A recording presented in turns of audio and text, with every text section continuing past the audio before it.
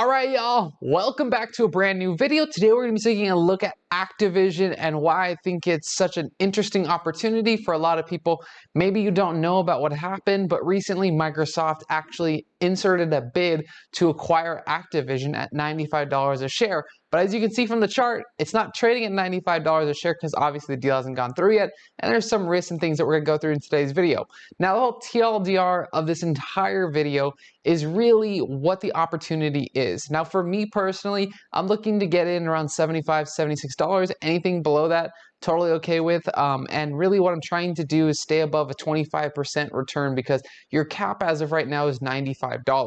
So with that in mind, let's hop right into today's video. Now, one of the things that I wanted to mention before we hop right into what I think is actually what Warren Buffett thinks currently, along with some information from his 1964 letter that he put out. And I think it's really important to see what big value investors like Warren Buffett and Berkshire Hathaway as a whole really see in this opportunity. Now, I'm going to read the letter, I'm going to show you an excerpt from the annual meeting, and then we're going to hop right into what I think. Now, he said, the gross profits in many workouts appear quite small.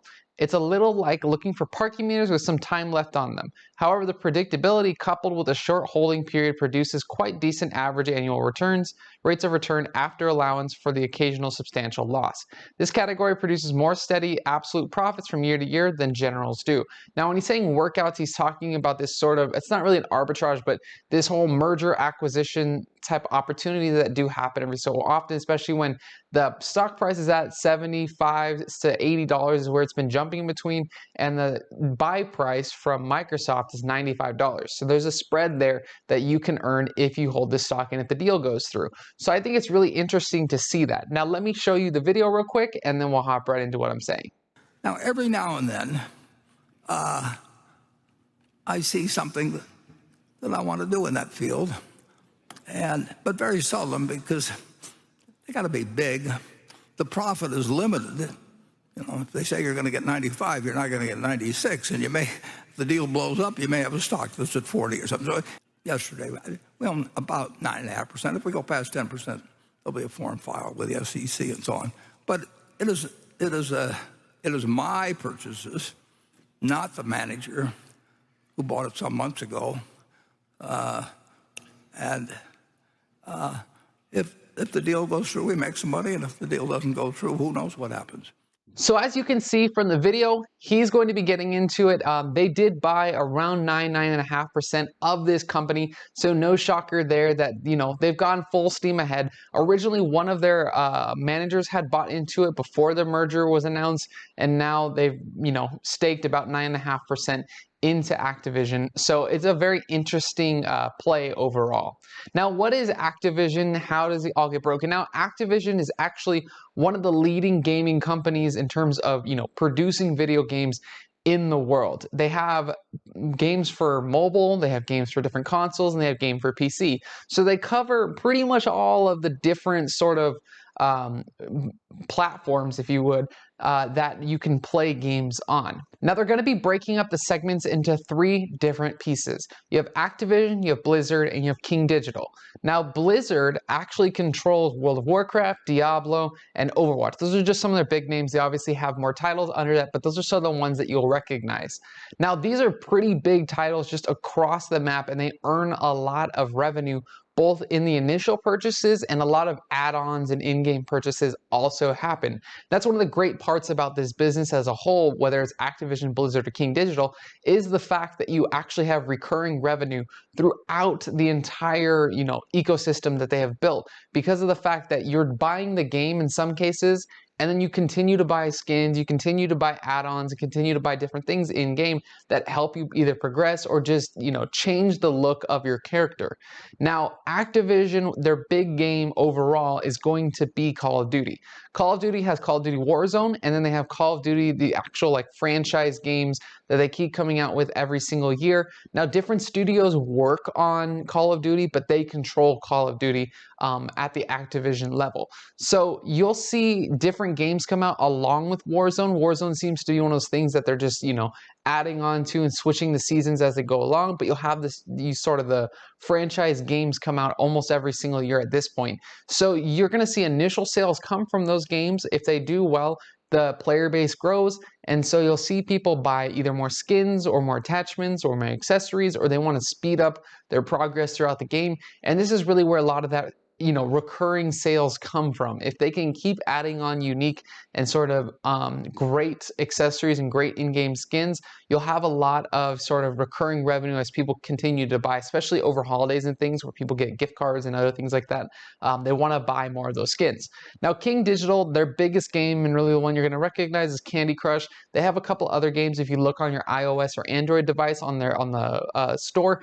But really their big piece is Candy Crush. That's what became known. And I don't know if you remember the Candy Crush era. I don't really play mobile games anymore, but Candy Crush was huge. And it didn't matter the age because my mom loves Candy Crush even now still. So the opportunity is there, but let me break down some of the numbers for you so that we can see it broken down by the segments and broken down by the region. So first, taking a look, you're going to see the segment revenues. You can obviously see that a big majority of where the segment revenue came from over the last 3 months was really Activision and King Digital. Now, I think the opportunity to have mobile seems to be one of the biggest platforms because, I mean, everyone at this point is either has a phone or is going to, have a phone in the future at some point. So a lot of what King Digital does seems to really play out well. And also you can see it compared to last year as well. Obviously you're going to have some dips in this year, especially as the year-over-year comps come out for Q2 through Q4. Not going to be surprising if you see, lower numbers this year because everyone was home last year. So they had way more time to game, especially more so the younger group had a lot more time to game. Now, by region, you're going to see that obviously the United States, more so just general Americas and, as a whole, is going to produce a lot of the revenues that we're seeing. And one of the opportunities is that Asia Pacific is a big component of gaming, and I really do think that if you understand the gaming space and you see where it's going, Asia Pacific really does make up a huge amount of sort of just gaming in general. So I think if they can break into that even more, you're going to see sales drive higher. And then lastly, you're going to see console versus PC versus mobile, and then other. Obviously, console is going to be their biggest component. PC was surprising. PC was really surprising in terms of their sales. I'm surprised it wasn't higher than console because there's a lot of people that play on PC. But mobile, obviously not surprising. King Digital makes up a majority of that. But again, it's not really that surprising to see it on mobile. Now, with that being said, let's hop right into the financials of this company. I'm probably going to blaze through a lot of this stuff just because I feel like the opportunity is really what I want to talk about. So the total revenue of this company, the trailing 12 months, is going to be around $8.296 billion, which is pretty huge. It's not going to be as big as last year. Like with 2022's year is not going to be as big as 2021. Again, obviously the year-over-year comp is going to be pretty bad, relatively speaking, but 2021 was such an exception because of all the stimulus and things that came out along with just people staying at home in general. So I think that that's something I wanted to mention. Now, their profit margin over the last couple of years has been bouncing, probably low 20s to mid 20s. Over the last couple of years, like this year and last year, it seems to be the high 20s. I don't know, relatively speaking, if you look at the profit margin as a whole, if that's going to continue to be at that upper 20s. So I would, if you're going to do a DCF or anything like that, just, look at the profit margin and look at it relatively speaking, because I think that that's an important piece. Also, any sort of, buying or acquisitions may affect that net income, where you have like one-time acquisitions or one-time write-offs or anything like that. So pay attention to that as well. Now, their current PE is around 24. Again, not surprising. The deal has already been announced, so the stock price kind of shot up. And at this point, I don't know how much the PE really is a factor in this whole thing, because you're really looking at, will a deal go through, yes or no? So we're going to get into that in just a little bit, but the enterprise value to EBITDA is around 17. So again, they have a lot of good cash. They have a good cash balance, and they've actually been building that cash balance on their balance sheet. So their cash is going to be around 10-ish, $11 billion, somewhere around there as of Q1, as of their Q1 numbers. So I think that's a really good thing to have almost $11 billion worth of cash on their balance sheet, especially when the liabilities isn't anywhere near that. So their total debt, I mean, obviously there's some other liabilities on their balance sheet. Their total debt though is going to be $3.6 billion. You can see a screenshot here. A lot of that's related to notes that they have that are going to be coming due in the next few years. So it's something that you want to pay attention to, but don't, I think the cash balance that they have really speaks volumes to the company. And I also do think that you're not going to see any sort of, buybacks or repurchases or anything like that over the next year because of that acquisition. So don't go into this company expecting, a dividend or a huge dividend or anything like that, because you're not going to probably get one. Now, next, going on to the industry, and one thing I wanted to point out was the fact that Motor Intelligence actually did a market research report, and they expect the market for gaming to go from 198 billion in 2021 to 331 billion in 2027. So that's around an 8 to 9% CAGR if you're, forecasting that. Obviously, if we have any sort of catalyst going forward, you're going to see huge growth numbers. It could go higher than that, but that's the gaming industry as a whole. And again, I think a lot of companies are starting to pour money into, making esports and things a lot more popular. Again, Call of Duty and Overwatch are huge, huge, huge esports games. And a lot of people just watch like World of Warcraft, Diablo, Call of Duty, Overwatch. They watch a lot of this on Twitch and other live streaming sites. So that's actually one of the benefits too, is the advertising for these games ends up being, I'll call it free, but really it's, you can get an audience around a certain game, and more people start to watch it. And they actually do have a Call of Duty league. They do have an Overwatch league, which helps with, building out the brand and building out the game and those kinds of things. So that is something that if you're going to get into this company, look into, what is the potential for the driving of the audience. I think the biggest piece to me is how many people are watching Call of Duty, how many people are watching Overwatch and just other games in general, along with their monthly active users. Speaking of monthly active users, if you look at the most recent numbers, you can see the quarter-over-quarter comparison. Obviously, you're going to see differences in 2021 versus now, but 372 million people, that's a pretty big number, relatively speaking, and I think that the, growth will slowly keep going up, even though you saw that sharp decline just because of 2020, comparing 2021 and 2022, it's going to be way too hard on the comps. So don't be surprised if you see a huge decline there. You want to see just a gradual increase as these games keep coming out and as more and more people get exposure to the different platforms and different games that they offer. Now, moving from the industry, I want to talk on the strengths. And first, we're going to do brand name and reputation. This is going to be kind of hard because on one piece, they control the IPs for Call of Duty, Overwatch, and other games.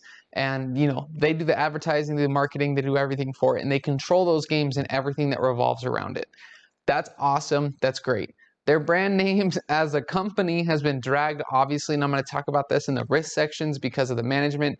But just know the brand name as a game are great. The brand name as a company, not so much. So that is something you want to pay attention to if you're going to get into this, because if the deal doesn't go through, you're going to be stuck holding the company. So you need to decide what you're going to do with those shares on the chance the deal doesn't go through. Now, next thing that I want to touch on is the actual Microsoft transaction that has been announced. They announced at $95, as I mentioned earlier, and what they're trying to do is basically within Microsoft's 2023 fiscal year, so from June 2022, I believe, is their end of their fiscal year 2022. So from basically July to June of 2023, you're going to have that time is when they expect the deal to go through. So really, you're only waiting a year, and this is assuming in a perfect world everything happens how they say it's going to happen. Really, you're only going to be waiting a year to get this return, ideally, at $95.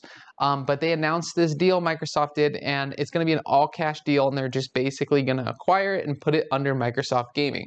So it's a great opportunity to basically get paid out just for owning the shares. And a lot of people that I know had gotten into this in the low 60s, which shout out to them because their return is going to be absolutely insane if this deal goes through.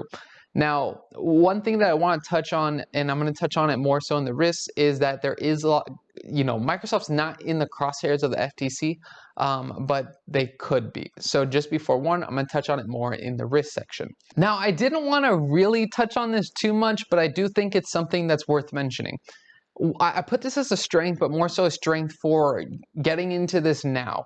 Warren Buffett and Berkshire Hathaway as a whole have actually acquired 9.5%, as I mentioned earlier, of Activision.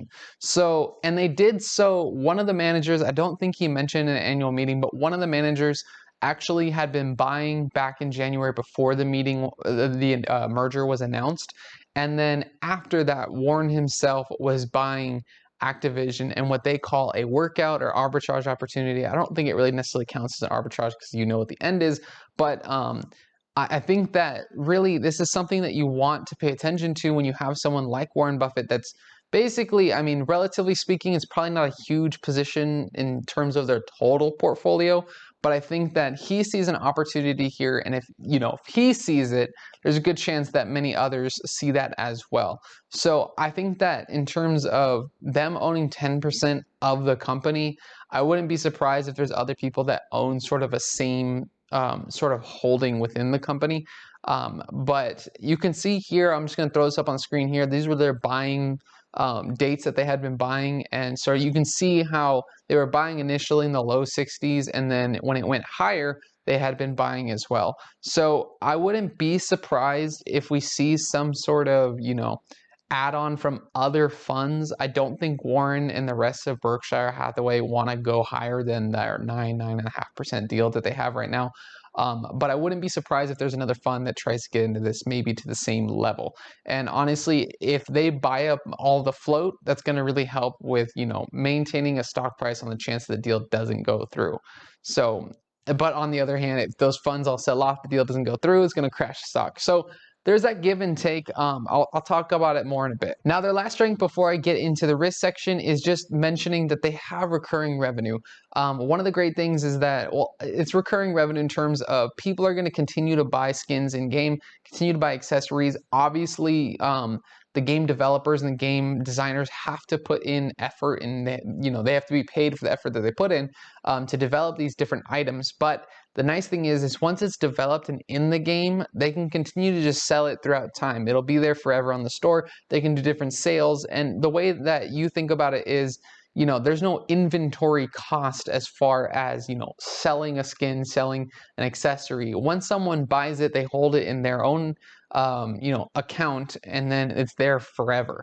So that's one of the great opportunities that I think is that you can sell skins, and you basically take the exact same skin, put a different design, and sell it as a separate product versus having to worry about, keeping an inventory on a physical item, which I think is great. Now, going on to the risk section, one of the first things and probably the most important thing in all of this, if you plan on holding the shares, even if the stock goes down and the deal doesn't happen, you need to pay attention to the management.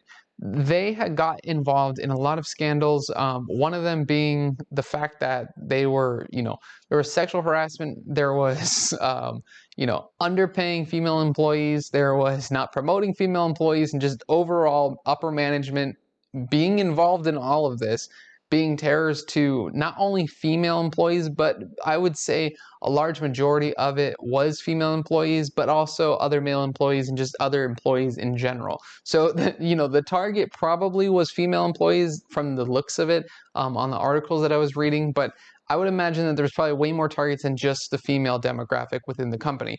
But the big thing is that the upper management was involved in all of this. Who exactly was involved? Who was responsible is, we haven't figured out the total head count and the total list of people, but there's been a lot of upper management that has been fired. And then there's someone like the CEO that is being alleged to have been involved, or at least known about a lot of this, which in reality, there's no way he didn't know. I would be shocked if a giant company like this, not one person came up and told him. And there's a bunch of lawsuits and things happening against the CEO and company as a whole to bring documentation to life about this whole scandal and everything that has happened. And there's insider trading lawsuits coming out now. There's things coming out about the CEO did this intentionally to avoid liability in terms of setting up the buyout deal and all that. And there's just a lot of bad things coming out about the management. And personally, for me, I need the manager to be gone before if I were to hold these shares as a normal common stock long-term buy and hold. The CEO needs to be gone. Upper management needs to be wiped out, but like CEO definitely needs to be out. That's my personal opinion, and obviously I'm sure there's other things involved and other people involved, but we're going to see more as lawsuits come out what actually happened and what actually occurred. And I don't think the CEO is completely washed and free of this. So it is something that I want to mention in case the deal doesn't go through. I think Microsoft will have a better opportunity to sort of wipe the slate clean and actually treat those employees correctly. Although we're just going to have to see. So I think the deal goes through. I think Activision Blizzard will be better for it if the deal doesn't go through. If the CEO is not gone, I would be out of this so quickly. So it's something that I want to watch, and I really hope that they kick the CEO out and replace him with someone else. Now, the second thing I want to mention is temporary headwinds. Obviously, as I mentioned earlier, the year-over-year comps are pretty bad and not really surprisingly. But you want to pay attention to, is this sort of a next couple of years type thing, or is this just within this year because of year-over-year comps? What can Activision, Blizzard, and King do to actually, get over this hurdle to be able to have people play on their games still and continue to drive sales up? And I think that's something you want to pay attention to if you're getting into this as a long-term hold, or just in case the deal doesn't go through, that you actually know what the long-term effects of sales is going to be. I do think there will be headwinds as people move from buying and staying at home, buying material things, and actually going and having experiences traveling, hotel rooms, just flights and all that stuff. So there's only a set amount of money that every individual is going to have to spend, and where they spend that matters the most. I do think a lot of people spend money on games, and I do think they will continue to spend money on games, especially at the younger demographic. I think spends more money, but I wouldn't be surprised to see over the next year or 2 years as people begin to be able to travel again, especially in other countries, as people, countries open up in different things, that we see sort of a diminish in terms of sales for gaming companies in general. I don't think it'll just be this company specifically. I think it'll be all the gaming companies in general. Now, the last and finally but not least is the merger not going through. If the merger doesn't go through, I expect this company to go down probably to the mid to low 50s, if not even lower. I would not be surprised if we see this company drop 30-40% if the deal doesn't go through. In the reality, it was in the 60s before the deal got announced. So really, you think it goes, up to, I think it's upper 80s or upper 70s as of making this video. So you went from 60 to upper 70s, and they're still from $80, let's say, up to $95. So $15 a share is still the spread on this. So I wouldn't be surprised if the deal doesn't go through, that this goes to mid to low 50s. But again, do your own due diligence, see what you feel comfortable with in terms of where you buy, and then from there try to determine what is that downside from your buy price and your cost basis, because that's what's going to matter the most. Also decide, are you going to add more to this position, or are you going to sell the position?